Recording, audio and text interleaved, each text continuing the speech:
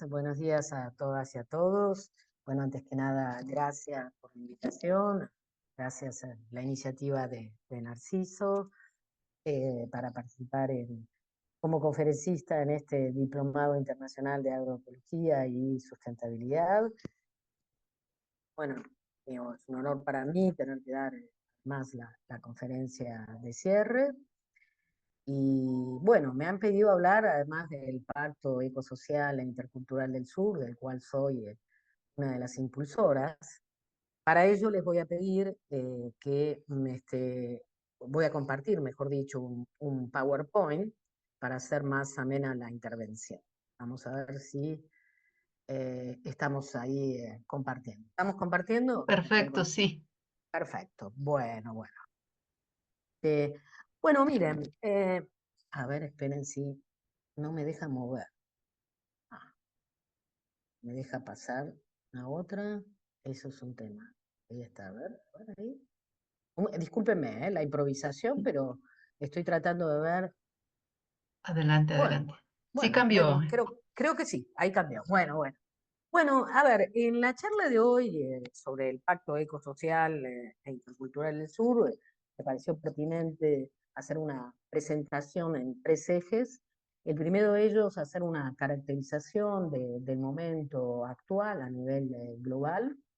El segundo de ellos, dedicado más bien a los ejes centrales del Pacto Ecosocial, que funciona de alguna manera como una suerte así de programática. Y en tercer lugar, contarles lo que el pacto es en movimiento y los debates que desde el año 2020, de su creación hasta la actualidad, nos han venido atravesando, ¿no? En primer lugar, quería hacer referencia al hecho de que, tomando tiempos cortos, desde el año 2020 en adelante, pasamos de la crisis extraordinaria o la coyuntura extraordinaria asignada por la pandemia del COVID 2019, el COVID-19, perdón, a la policrisis civilizatoria que efectivamente implica una crisis en términos más multidimensionales que abarcan tanto la cuestión de la crisis climática, la crisis energética, las crisis ligadas a las desigualdades sociales, por supuesto también aquellas ligadas a la guerra y la consolidación de una suerte de cultura de la guerra y, por último, la expansión de las extremas derechas. Cuando se define o se habla en términos de policrisis, sobre todo se pone el énfasis en el hecho de que no se trata de un mero agregado de una crisis sobre otra, sino en realidad de una suerte de posible potenciación o superposición de una sobre otra, lo cual haría que sus alcances y sus impactos nos abriría a una situación sumamente incierta y muy peligrosa para la humanidad. Pero entre todo ello, a mí me gustaría hacer algún énfasis en algunos elementos de esta crisis que tienen o que atraviesan mucho la reflexión del Pacto Ecosocial e Intercultural del Sur.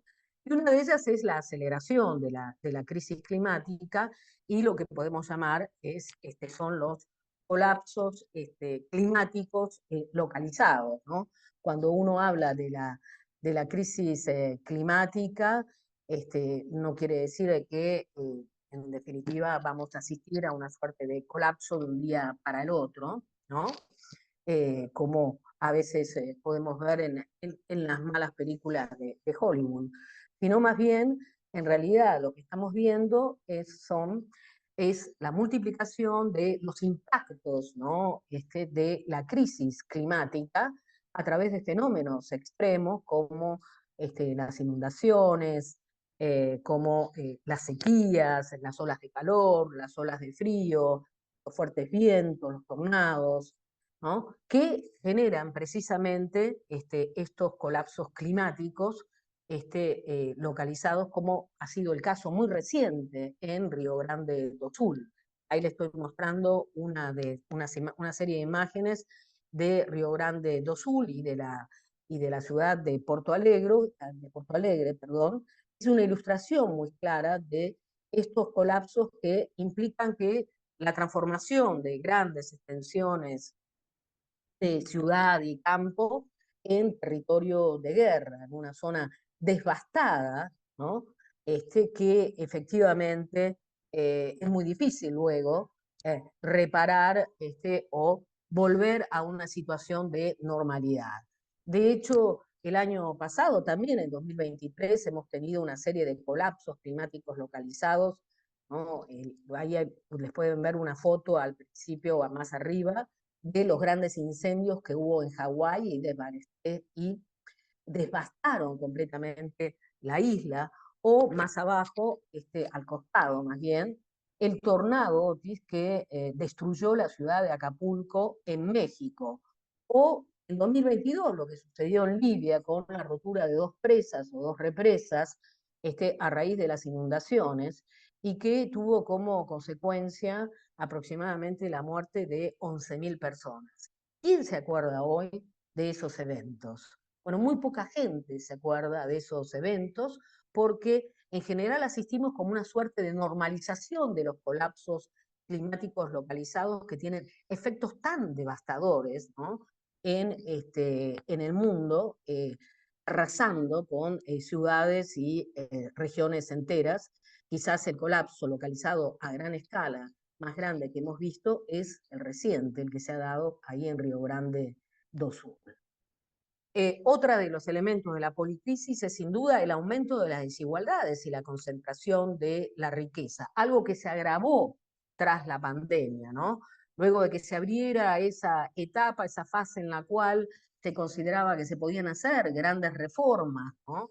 En la sociedad con una intervención fuerte del Estado, bueno, lo que vimos es que en realidad se confirmaron las tendencias a nivel global que venían dándose ya a partir de la crisis internacional de 2008 y que con la pandemia del COVID efectivamente se profundizaron, ¿no? Vivimos un mundo de súper ricos en los cuales la concentración de la riqueza está en ese 1 o en ese 10% total que sigue aún aumentando su patrimonio.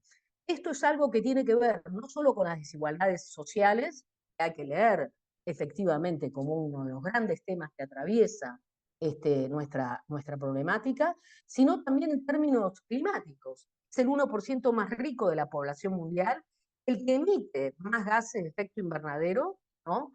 que el 50 más pobre. Es decir, que también cuando abordamos la crisis climática, hay un elemento que tiene que ver con la profundización de las desigualdades que es necesario analizar.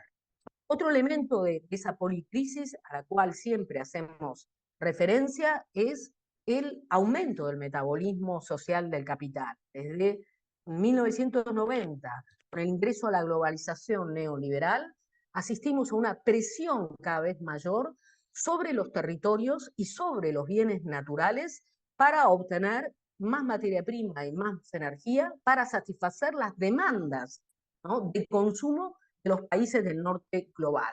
Llamémosle a eso antropoceno o capitoloceno. El caso es que efectivamente estamos en un momento de exacerbación, inclusive del extractivismo, en función de la presión cada vez mayor que hay sobre los bienes naturales. Y a eso hay que agregarle el tema de la cultura de la guerra, ¿no? La normalización de la guerra, digamos que una de las que más ha tenido influencia a nivel internacional, sin duda ha sido la invasión de Rusia en Ucrania, que generó una crisis energética sin precedentes en Europa. No es la única, estamos asistiendo también a una guerra en Gaza, un genocidio encubierto por muchos gobiernos y líderes mundiales que excusan o justifican la acción de Israel. Pero en todo caso, eso muestra a mayor cabalidad que estamos en un mundo en el cual también, ¿no? Estamos dejando el manejo de las grandes catástrofes civilizatorias, ambientales, sociales, en manos de las nuevas derechas que se expanden por doquier. No solo es Argentina para América Latina con el gobierno de Javier Milei o Bukele en El Salvador, sino que sabemos que hace muy poco, la semana pasada, hubo elecciones en Europa para el Parlamento Europeo, en donde las extremas derechas triunfaron en varios países europeos, como Francia, como Austria, una extrema derecha nazista, abiertamente nazi, llegó segunda en Alemania y obtuvo el 22% de los escaños. Esto sin hablar, sin pensar que efectivamente Trump tiene grandes posibilidades, grandes chances de obtener, de volver a ganar las elecciones en Estados Unidos. Entonces, realmente es una situación muy complicada, una situación casi de tormenta perfecta, ¿no? A la cual estamos asistiendo. Hay una cuestión cuando debatimos sobre la transición ecosocial que siempre desde el Pacto Ecosocial hemos subrayado y es esta ceguera epistémica de grandes sectores de la sociedad que, sobre todo para el caso latinoamericano, siguen promoviendo modelos de desarrollo extractivistas y fuertemente productivistas que no reconocen las fronteras planetarias, que no reconocen los límites de los llamados recursos naturales, estamos en un planeta finito, pero tampoco reconocen los impactos ecológicos que estos modelos de desarrollo han tenido y siguen teniendo sobre los ecosistemas y que amenazan la continuidad de la vida. En ese sentido, estamos ante una alternativa, una situación crucial, que es la de reconocer que efectivamente es la economía la que tiene que adaptarse a la naturaleza y al clima, y no la naturaleza y el clima a la economía, como promueven tantos economistas, sean heterodoxos o ortodoxos, ¿no? Esa verdad de perogrullo pareciera no estar en el manual, en todo caso, de la mayor parte de los gobiernos latinoamericanos, algunos de ellos de carácter progresista. Pero el caso es que con la pandemia, todos lo sabemos, se actualizaron y se multiplicaron propuestas de transición ecosocial, este, tanto sea de la mano de activistas, intelectuales, académicos críticos, como también de parte de gobiernos, digamos, o países centrales. Se llegó a hablar de un Green New Deal para el caso de Estados Unidos, que luego efectivamente quedó solamente como una suerte de aspiración general. También en Inglaterra se discutió acerca del Green New Deal, pero sin duda la apuesta fuerte, la apuesta institucional más fuerte a nivel global es el Pacto Verde Europeo, ¿no? Que efectivamente implica una inversión muy grande para obtener o para avanzar en la transición tanto energética como social y digital. Es en ese marco que nace el Pacto Social e Intercultural del Sur. Acá vemos algunas imágenes. La de la derecha es una de las primeras imágenes, para mí es la derecha, no sé si es para ustedes, donde dice Pacto Ecosocial del Sur, justicia social de género, étnica y ecológica. Esa es una de las primeras imágenes del Pacto Ecosocial en, 2020, cuando efectivamente decidimos juntarnos una serie de activistas, intelectuales y académicos críticos de América Latina, de diferentes países, de Argentina, de Ecuador, de Colombia, de Brasil, de Perú, de Venezuela, de Bolivia. Había notado aquí algunos de los nombres, ya que me preguntaron antes de comenzar con la conferencia, que, por ejemplo, de Venezuela, Edgardo Lander, intelectual muy reconocido, y una joven Liliana Buitrago, son parte del Pacto Ecosocial, Alberto Acosta y Esperanza Martínez de Ecuador. De Perú hay varios representantes, entre ellos el economista José de Chávez y Rocío Santiesteban, exdiputada también.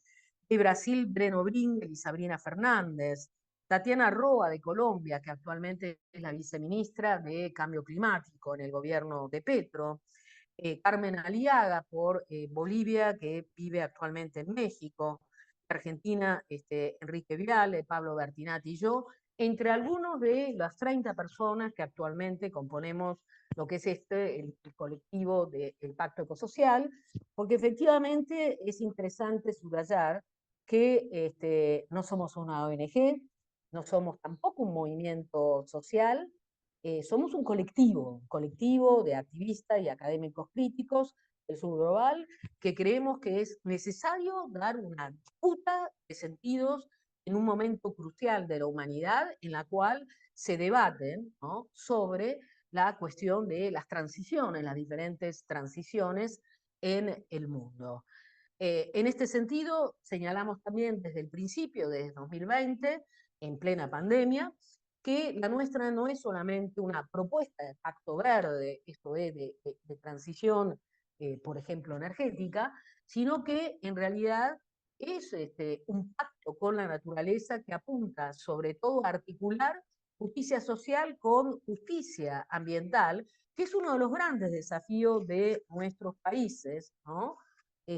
Dado que en general en nuestros países lo que ha sucedido es que en nombre de la justicia social se tiende a subordinar o simplemente rechazar todas las cuestiones que tienen que ver con las demandas de justicia ambiental. Para nosotros, desde nuestra perspectiva, hay una superposición entre, por ejemplo, zonas de contaminación y zonas de pobreza, porque efectivamente son los más pobres y los más vulnerables los que sufren los impactos de los modelos extractivistas y también los impactos más graves de los colapsos climáticos localizados. Nos han querido hacer creer que hay una oposición entre justicia social y justicia ambiental, pero efectivamente no es el caso. En realidad, lo que tenemos que hacer es pensar la transición en clave de reducción de las desigualdades sociales. No hay posibilidad de pensar para América Latina un horizonte de transición socioecológica integral si no incorporamos como demanda la justicia social, no solamente la justicia ambiental.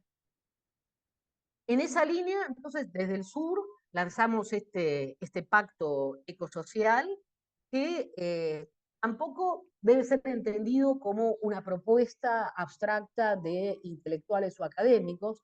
Todos los que formamos parte del pacto ecosocial venimos desde hace muchos años, si no décadas, acompañando diferentes luchas de carácter social y ecoterritorial en América Latina, ¿no? Y en eso también hemos tratado de colaborar en la elaboración de esos conceptos marco que atraviesan los movimientos ecoterritoriales en América Latina. Nociones como el buen vivir, derechos de la naturaleza, cuidados, agroecología, soberanía alimentaria, post-extractivismo, son los conceptos que nos inspiran porque precisamente son los conceptos que se han elaborado, los conceptos guías, que se han elaborado al calor de las luchas en los últimos 20, 25 años en América Latina.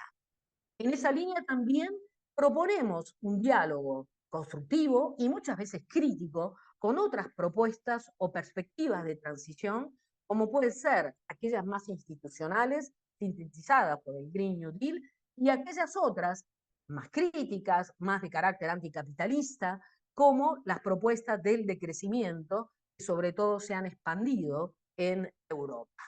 En definitiva, la nuestra es una propuesta ecosocial, económica, intercultural, concebida desde el sur global, con la idea de que precisamente en el momento que estamos discutiendo transición, dejemos de ser hablados por el norte global y asumamos nuestra voz a la hora de pensar qué horizontes emancipatorios, qué horizontes podemos construir en este planeta ya dañado, ¿no? En esa línea, la nuestra es una propuesta multiescalar.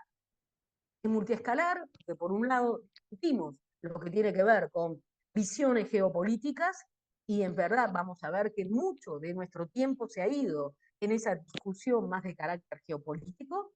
También tenemos una visión regional latinoamericana, más allá de la inexistencia de bloques progresistas y de izquierda en la actualidad en América Latina, bloques políticos me refiero, insistimos en la idea de una visión regional que una América Latina en una lectura o una perspectiva crítica y propositiva. El pacto ecosocial también tiene capítulos nacionales, ¿no? Tiene capítulos nacionales. ¿Qué quiere decir esto?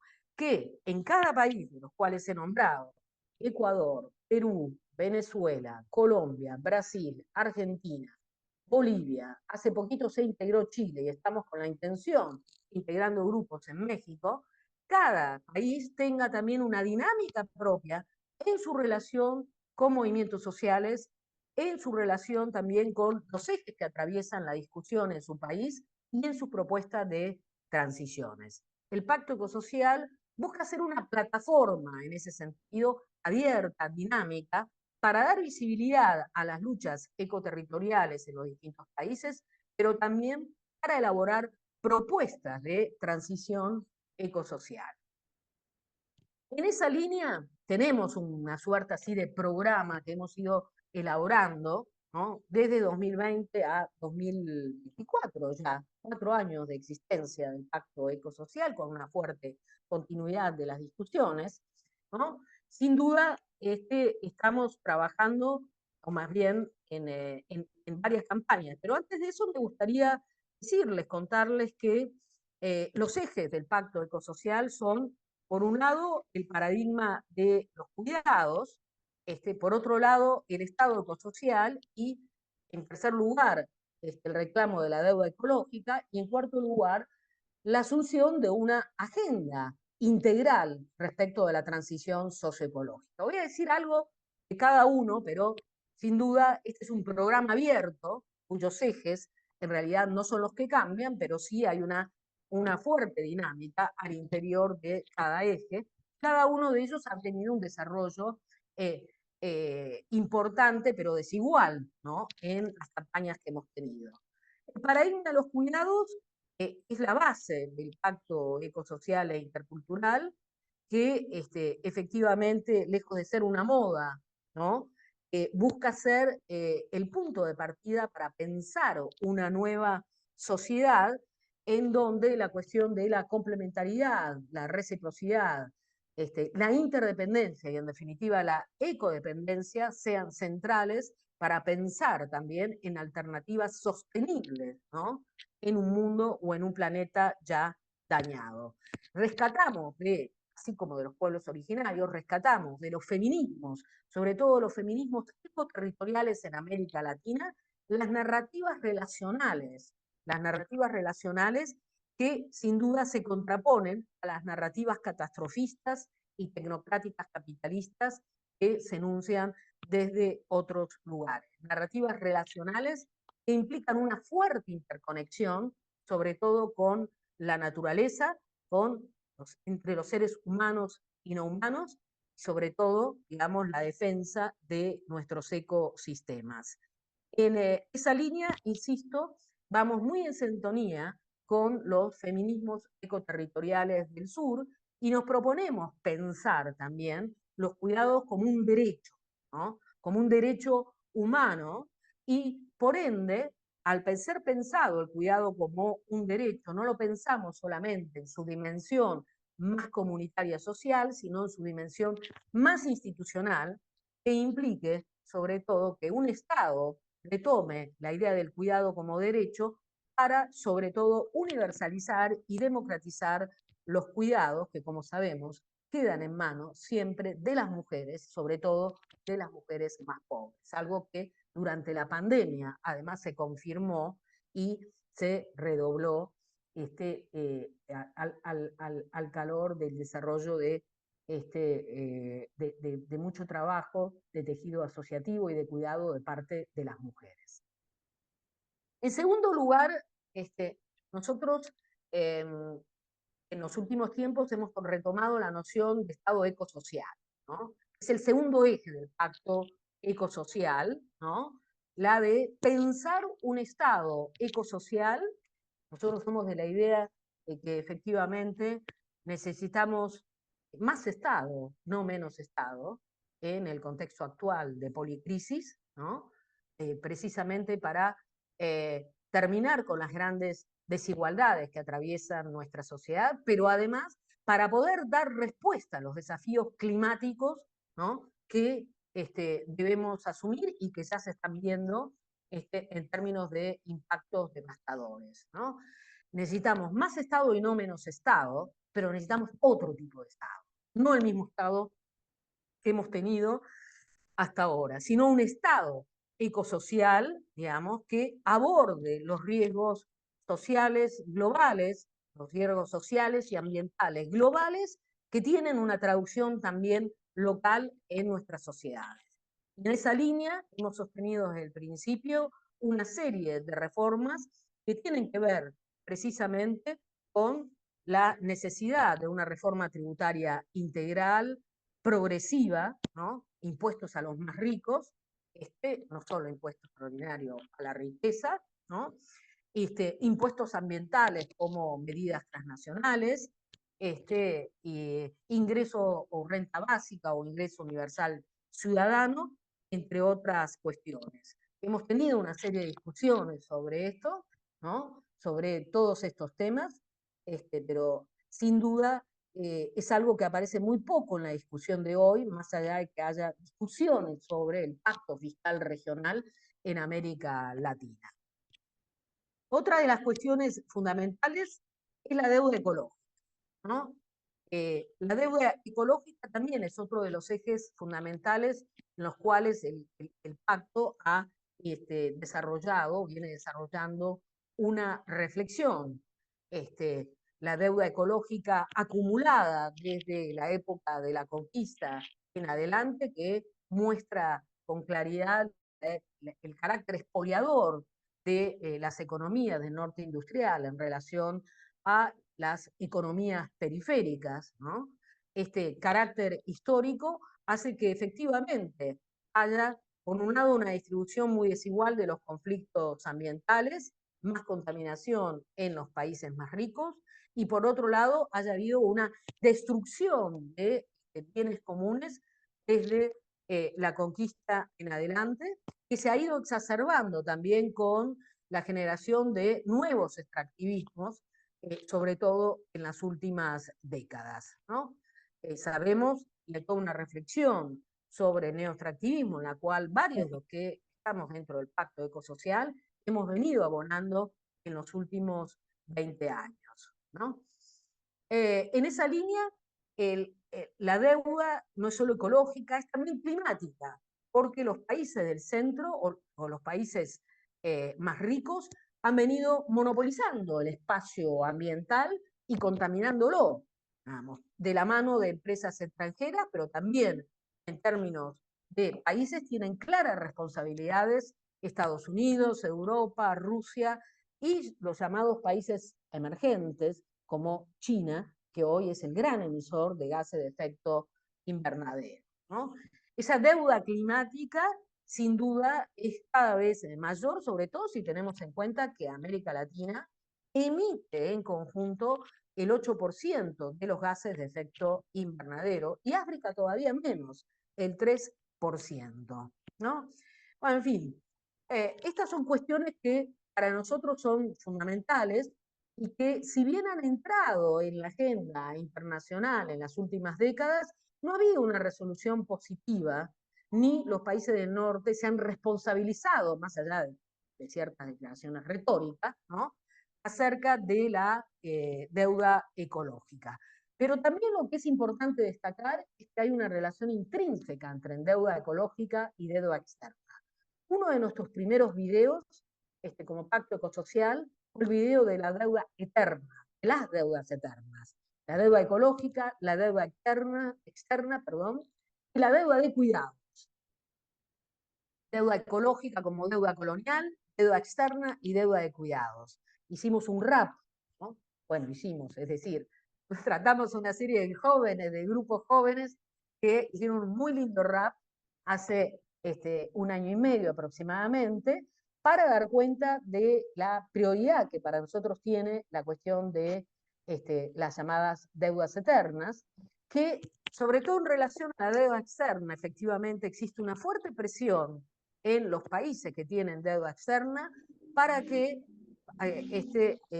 expandan la frontera extractiva, ¿no? Y en ese sentido obtengan las divisas necesarias para pagar la deuda externa, con lo cual hay una suerte de círculo perverso entre deuda externa y deuda ecológica, porque efectivamente la ampliación de la frontera extractiva implica mayor deuda ecológica, implica mayor destrucción de los ecosistemas y de la naturaleza. Entonces, para nosotros es fundamental esta problemática y efectivamente es nuestra intención la de participar a nivel internacional en todos aquellos espacios, ¿no?, que hagan un reclamo consistente de la deuda ecológica y establezcan claramente su relación con la deuda externa. No, esto ya lo dije.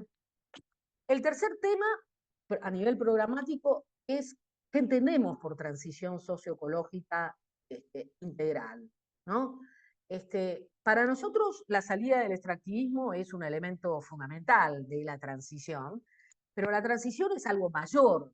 La transición ecosocial implica un cambio de régimen socioecológico. Implica además una fuerte transformación en el ámbito productivo, en el ámbito alimentario, en el ámbito urbano, no solamente en el ámbito energético. En el ámbito productivo y alimentario sabemos que nuestros países están dominados por el modelo de agronegocio, como por ejemplo en Argentina, en Paraguay, en Brasil, por el modelo sojero, ¿no? Al cual contraponemos también como uno de los elementos fundamentales para desarrollar modelos sostenibles, la agroecología, nuevos modelos urbanos, porque no se olviden, el capitaloceno o el antropoceno es también un urbanoceno, ¿no? América Latina es la región en la cual las megalópolis, digamos, hay una mayor concentración en las megalópolis de población, pese a que contamos con un campo fuerte, sin duda, hay una gran concentración de población en las grandes urbes. Una transición hídrica también, porque necesitamos recuperar a nuestros ríos que se han convertido en una suerte de hidrovías para transportar los diferentes commodities. Necesitamos volver a apropiarnos de ellos para poder gestionarlos en términos de soberanos y también para poder sanearlos, repararlos, porque son ríos fuertemente contaminados. Entonces, tenemos una visión más bien holística y comprensiva de la transición, siendo que en la actualidad hay una tendencia a reducir la problemática de la transición ecosocial solamente a la transición energética. Y en esa línea, cuando hablamos también de transición energética propiamente dicha, no solamente nos interesa la sustitución de los combustibles fósiles por las llamadas energías limpias, sino también una transformación general del sistema energético que termine con relaciones sociales injustas, que termine con la pobreza energética, entre otras cuestiones que heredamos del sistema fósil. En esa línea buscamos una transición energética que busque descarbonizar nuestras sociedades y economías, pero sobre todo transformar nuestros sistemas sociales, sabiendo que es uno de los grandes desafíos en los países del sur, en los países periféricos, muchos de ellos en los cuales existe un fuerte consenso fósil o fosilista. Necesitamos desvincular nuestras estructuras económicas, sociales, inclusive culturales de los combustibles fósiles, ¿no? Tenemos en ese sentido varias propuestas que les voy a comentar más adelante, pero en lo que me queda del tiempo, me gustaría contarles qué es el Pacto Social en movimiento. ¿Qué hemos estado haciendo, más allá de cuáles son nuestros ejes centrales, que he pasado a resumir, ¿no? ¿Qué hemos estado haciendo desde el año 2020 al 2024? Bueno, son 4 años ya en los cuales hemos tenido continuidad, ¿no? Así bien al principio no podíamos reunirnos de manera presencial porque estaba la pandemia. Hemos ya tenido varias reuniones presenciales con el conjunto del Pacto Ecosocial. La primera fue en Bogotá, en Colombia, en marzo de 2023. Produjimos a partir de ella lo que se llamó la Declaración de Bogotá, en donde están resumidos nuestros principios y de alguna manera nuestro programa, pero también hay una lectura de la coyuntura, una lectura de la crisis actual. Y en segundo lugar, este año nos reunimos en abril en Cusco, en Perú, y en cada una de estas reuniones es la oportunidad o encontramos la oportunidad sobre todo para reunirnos con organizaciones sociales de esos países. Por ejemplo, en Cusco nos reunimos con organizaciones indígenas y campesinas de la región andina y de la región amazónica, que como ustedes saben han sufrido una fuerte represión en los últimos años. Y realizamos eventos públicos también junto con referentes de diferentes organizaciones sociales. Y en general hacemos una reunión cerrada de 2 o 3 días para intercambiar posiciones y elaborar una hoja de ruta o una agenda.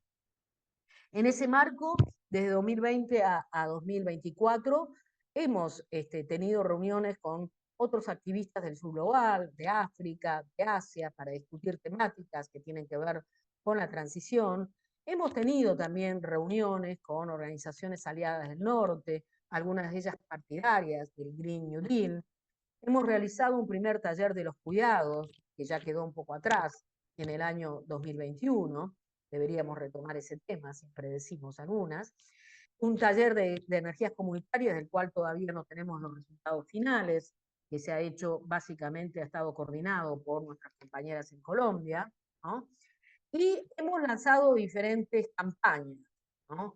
En Brasil, en España, en el Parlamento Europeo, en Estados Unidos, sobre todo campañas que han estado ligadas al debate o a la discusión sobre qué tipo de transición energética se está discutiendo desde el norte global y cómo están viendo ellos desde el norte este tipo de transición en relación a los pueblos del sur. En esa línea, en esa línea armamos una declaración, a ver si la muestro, esperen, a ver, ahí está. Armamos una declaración, un manifiesto, el manifiesto de los pueblos del sur, por una transición energética justa y popular, que lanzamos en febrero de 2023. Estuvimos elaborándola a lo largo de 6 meses, junto con otros activistas del sur global. Si bien el pacto social fuimos promotores, ¿no? Y realmente ese manifiesto no solo fue una oportunidad para intercambiar y aunar posiciones con otros sectores del sur global, sino también para afinar un posicionamiento respecto de cómo se está entendiendo la transición energética, ¿no? Desde el norte global. En esa línea, para nosotros, la apuesta a la descarbonización que está haciendo el norte global, digamos, lleva como tendencia dominante una transición corporativa, ¿no? Dominada por el mercado, que no solamente involucra a empresas o corporaciones, sino también a gobiernos y organizaciones sociales que ven en la transición energética una oportunidad para hacer negocios o una oportunidad para reposicionarse en términos más geopolíticos, ¿no? Vemos en ese tipo de transición energética también un fuerte carácter neocolonial que implica, digamos, una exacerbación en la explotación de recursos minerales, sobre todo, para llevar a cabo la transición energética. Hablamos del litio, pero también hablamos de los diferentes minerales que se requieren para la transición energética, para, por ejemplo, un automóvil eléctrico que requiere no solo una batería de litio, sino también una serie de minerales que serían explotados en el sur global. En todo caso, lo que vemos claramente es que en los últimos años se ha sentado una posición muy clara de parte de los países del norte que para llevar a cabo la agenda de descarbonización comprometida para el año 2030 deben hacerse o deben acceder a las llamadas materias primas críticas, como el litio, el cobalto, las tierras raras, los minerales para la transición, en un tiempo récord para poder reemplazar los combustibles fósiles en parte por energías limpias. En esa línea, nuevamente, el sur global o la región periférica se convierte en una suerte de zona de sacrificio en nombre ya no de un extractivismo depredatorio, sino de una suerte de extractivismo verde que debiera, en todo caso, salvar al mundo. En el marco de una nueva retórica, de una nueva narrativa, lo que hemos llamado con Breno Bringel, el consenso de la descarbonización, vemos que el núcleo central o la base nodal de esa narrativa o de ese discurso es sin duda el colonialismo energético.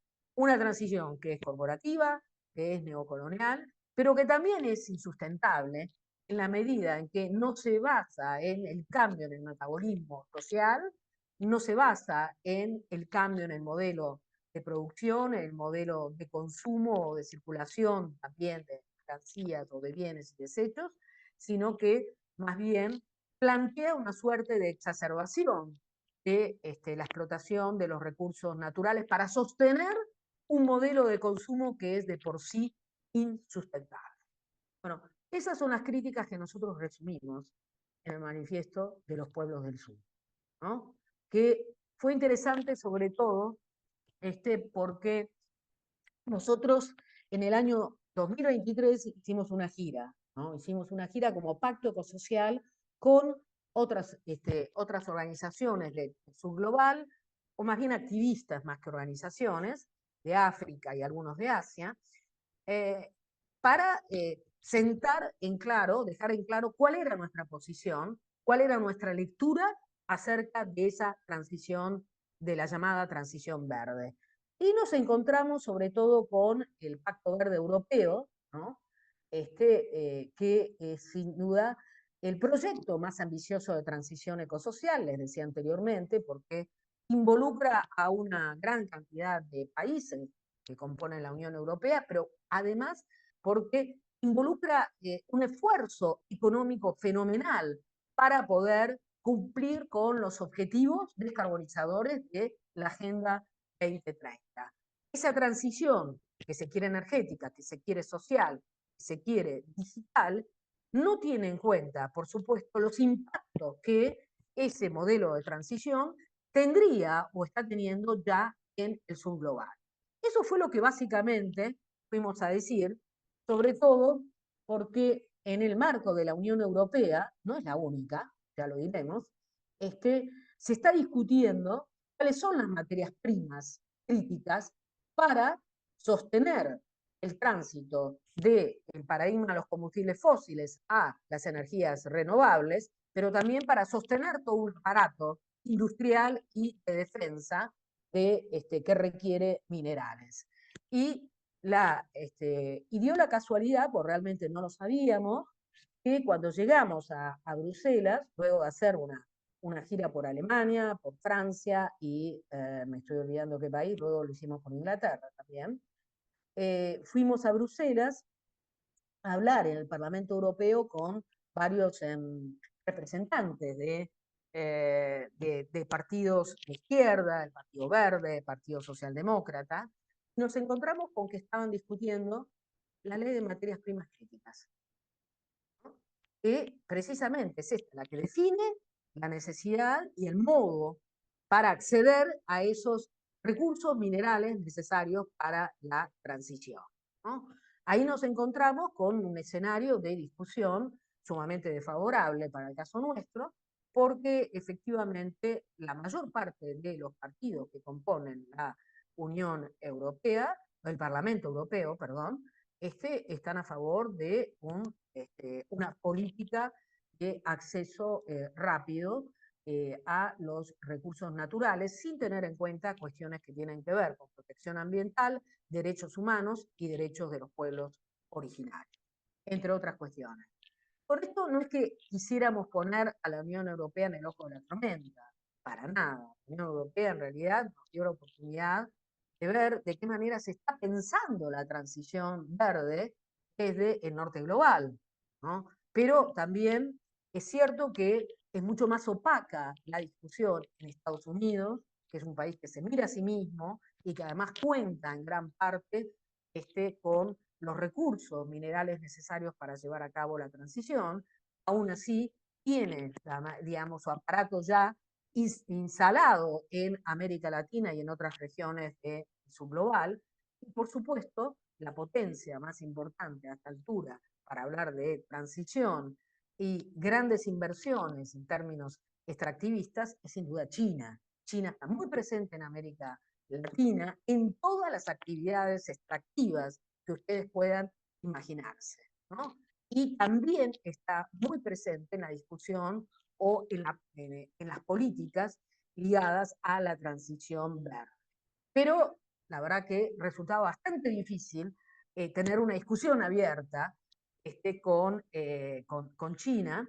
Dudo que el Partido Comunista Chino nos invitara a realizar una discusión de este tipo, como sí al menos la Unión Europea nos abrió el espacio. En todo caso, ya a esa altura era claro, 2023, que ya había una acumulación de conocimientos de la transición energética y cuál era su carácter, llamémosle extractivismo verde, colonialismo energético, colonialismo verde. Hay ya una serie de libros escritos sobre el tema que ustedes pueden consultar, en las cuales como Pacto Ecosocial hemos aportado en todos ellos. Ya voy terminando, porque ya sí, ya voy terminando. En fin, para terminar, eh, el Pacto Ecosocial eh, tiene diferentes escalas, es decir, ¿no?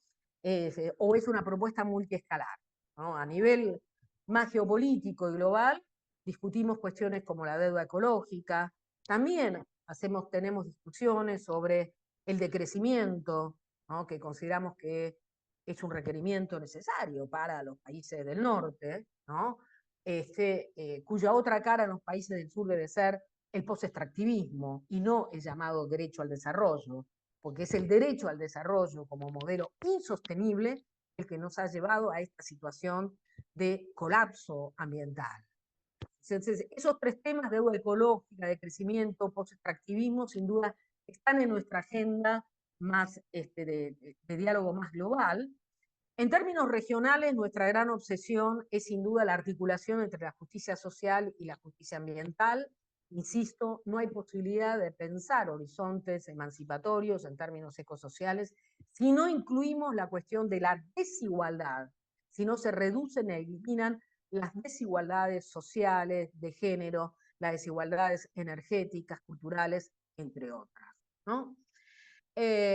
Por supuesto, también consideramos absolutamente necesario a nivel nacional y local, para ello los capítulos nacionales tienen una fuerte responsabilidad, en instalar agendas nacionales que puedan pensar, que puedan hacer propuestas de carácter ecosocial, sobre todo, digamos, en aquellos países en los cuales se está discutiendo ya una agenda verde, como puede ser Brasil, como puede ser con más fuerza Colombia, pero inclusive en aquellos donde hay un consenso socialista y gobierno de extrema derecha, que son negacionistas climáticos, como en el caso de Argentina, creemos que es necesario avanzar y tratar de instalar una agenda de este tipo en coordinación con las organizaciones sociales, con las organizaciones territoriales.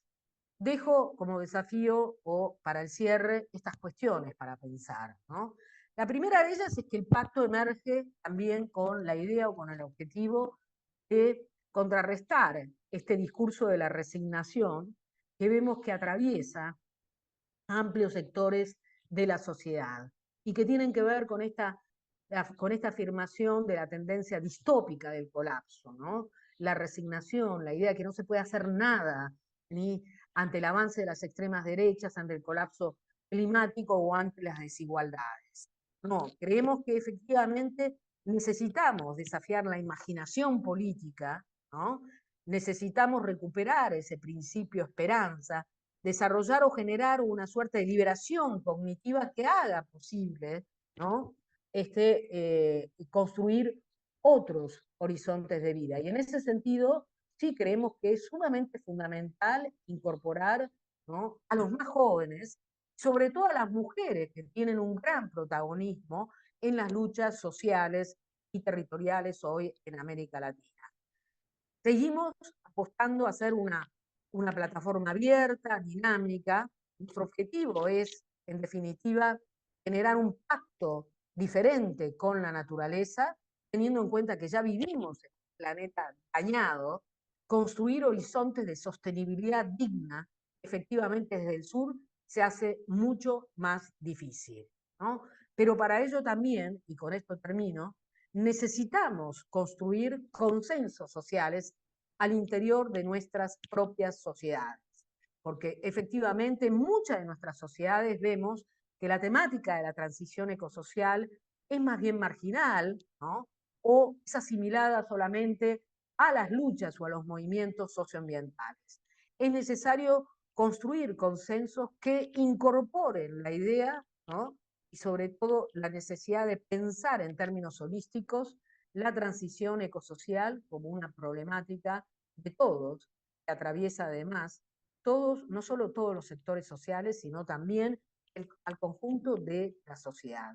Ese es uno de nuestros grandes desafíos desde América Latina y bueno, ojalá que seamos muchos más y que podamos en ese sentido continuar con la plataforma, ¿no?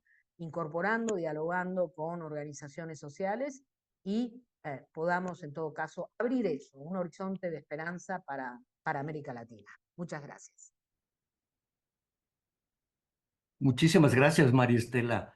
Un panorama que nos ofreces para no solamente reforzar, fortalecer esta idea de la crisis que estamos viviendo, esta policrisis, sino fundamentalmente para trazar, digamos, puentes en el marco del pacto que ustedes organizan, que ustedes forman parte.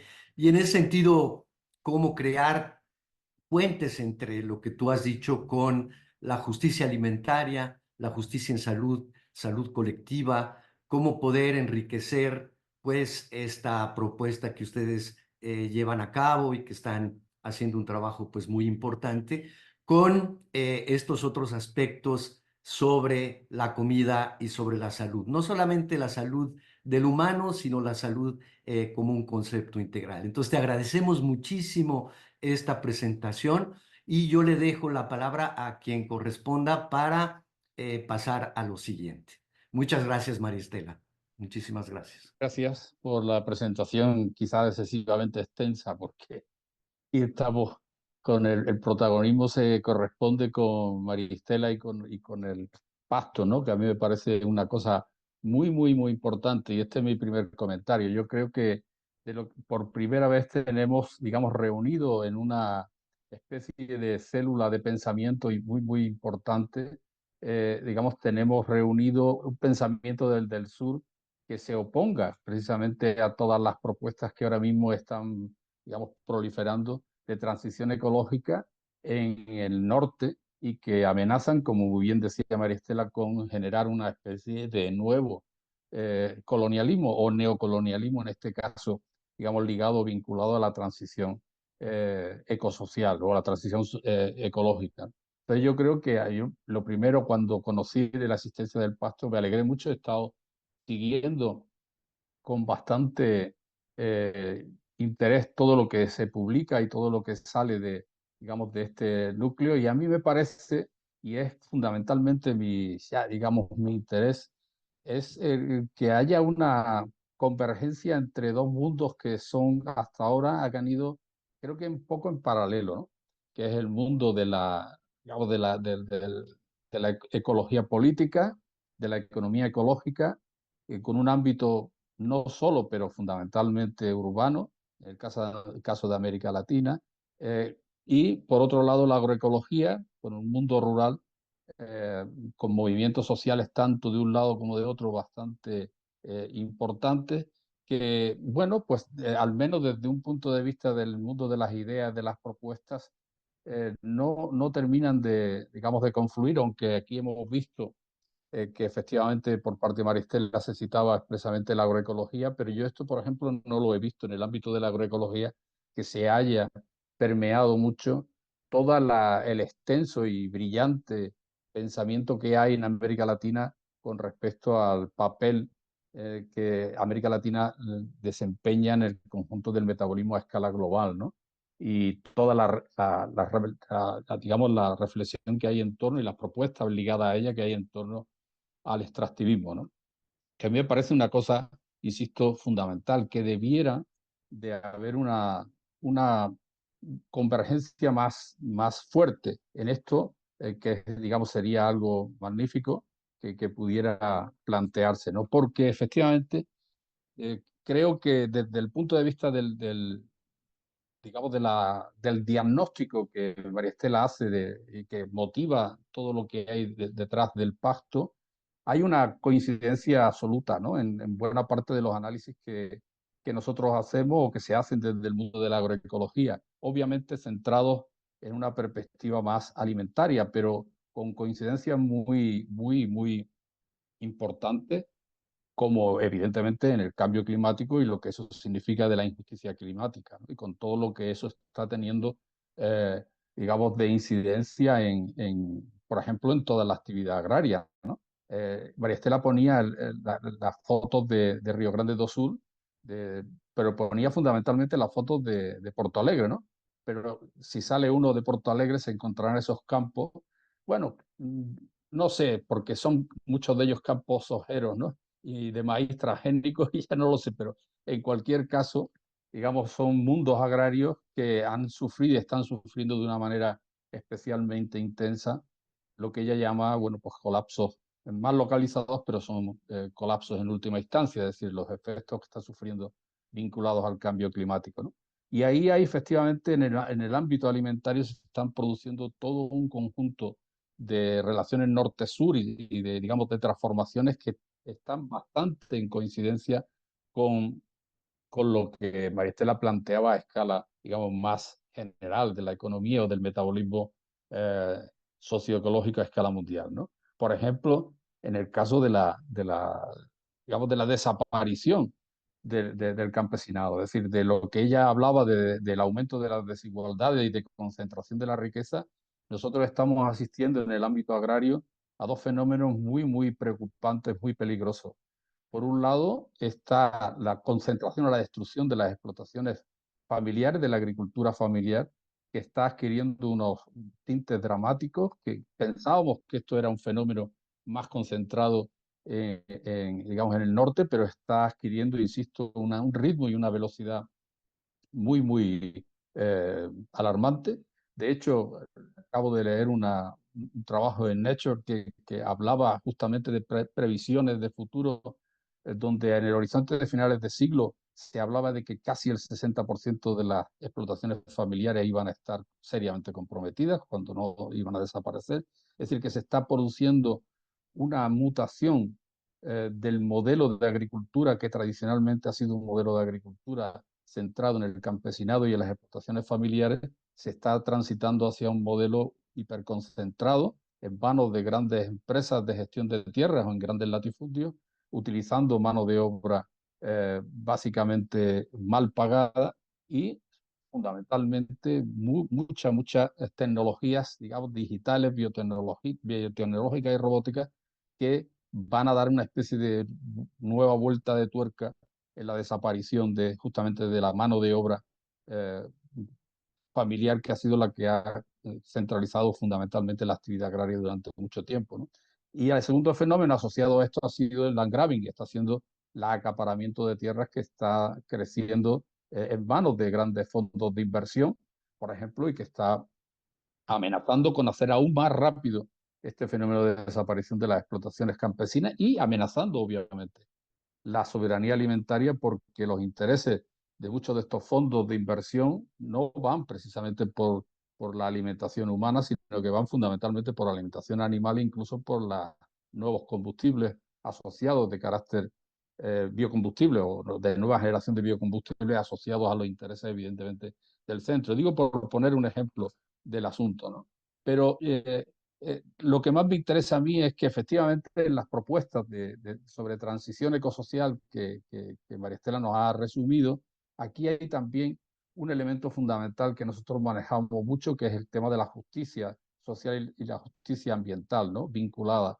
Es decir, no puede haber sustentabilidad si no hay redistribución. De hecho, esto está en el tuétano mismo de la propuesta agroecológica desde el principio. Es decir, la agroecología ha tenido una dimensión social muy relevante justo desde el comienzo y entiende que la agroecología no es un repertorio de soluciones técnicas más o menos eficientes a los problemas ambientales, sino que estima que sin la redistribución de la tierra, sin el acceso de todo el mundo a la tierra y a los recursos, también el agua, sin una redistribución de las rentas que producen, pues prácticamente no habrá sustentabilidad de ninguna forma, ¿no?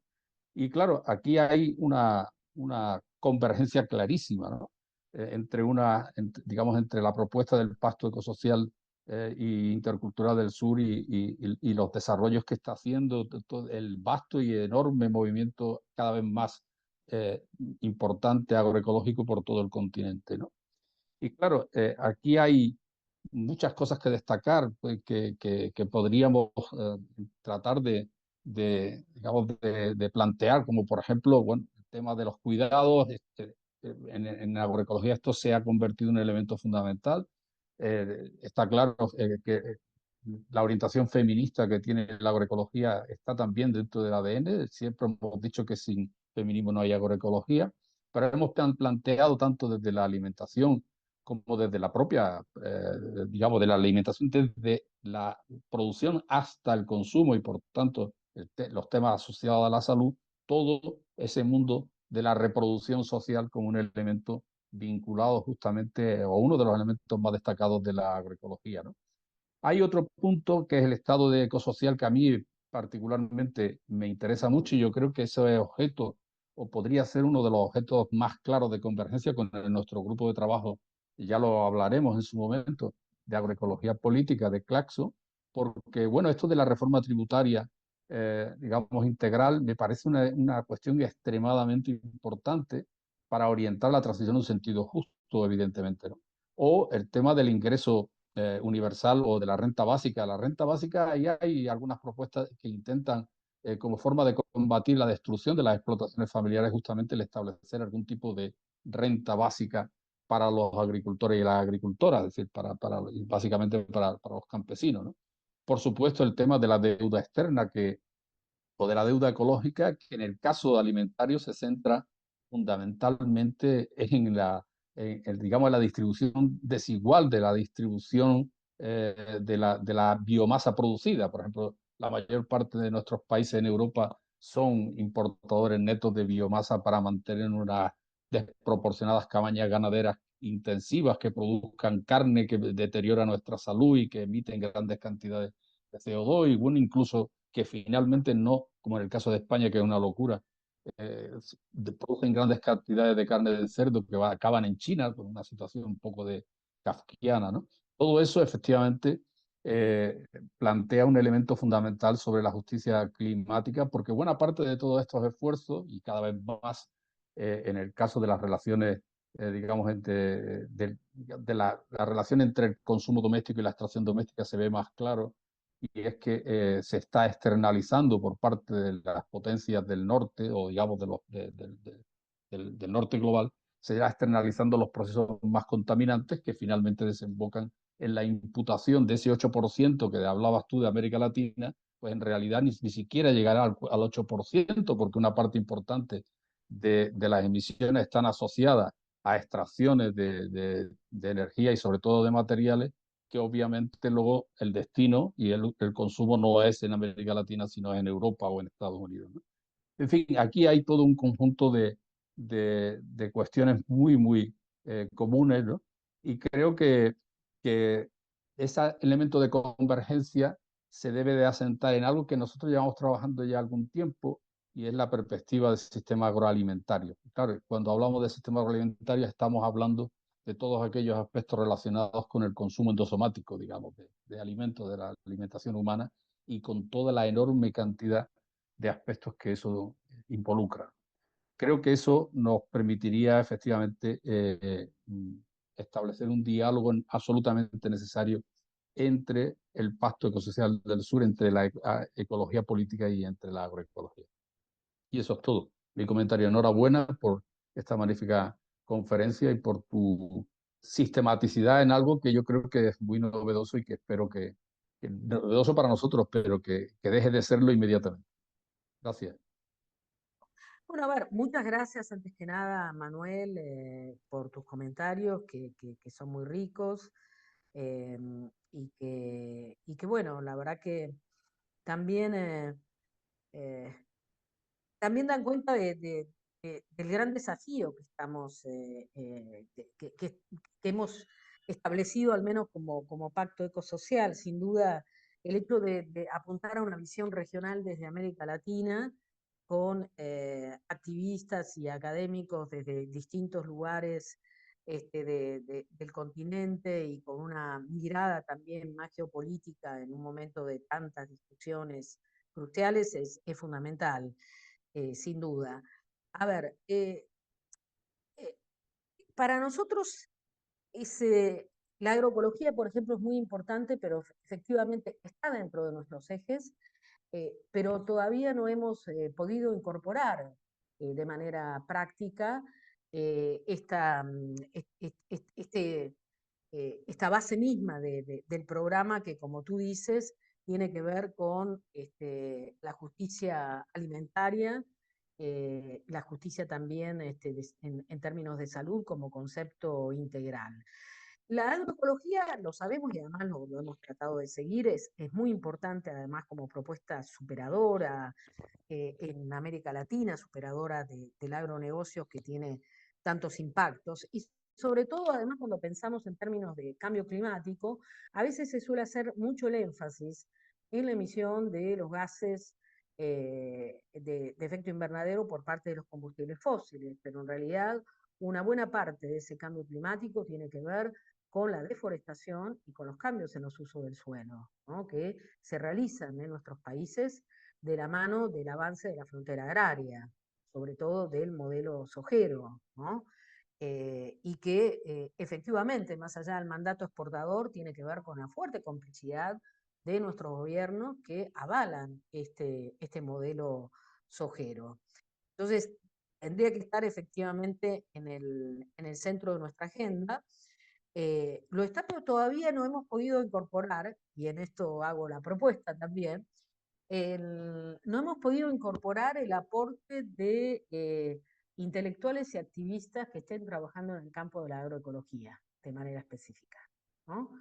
Es cierto que como Pacto Ecosocial hemos estado muy orientados a dar una respuesta y construir una mirada alternativa en relación al debate de la transición energética, porque la mayor parte de nosotros venía además de la crítica del extractivismo, ¿no? Pero, por ejemplo, está mucho menos presente, y en eso lo digo como falta, como déficit, todo lo que tiene que ver con la agroecología como modelo alternativo, sobre todo a través de esta descripción, este diagnóstico que has dado, que tiene que ver tanto con la desaparición del campesinado como en el fuerte acaparamiento de tierras que hay en América Latina. Sobre la cuestión del Estado ecosocial, bueno, esto es algo que estamos construyendo, que lanzamos desde Argentina, donde hemos creado también un equipo de transiciones.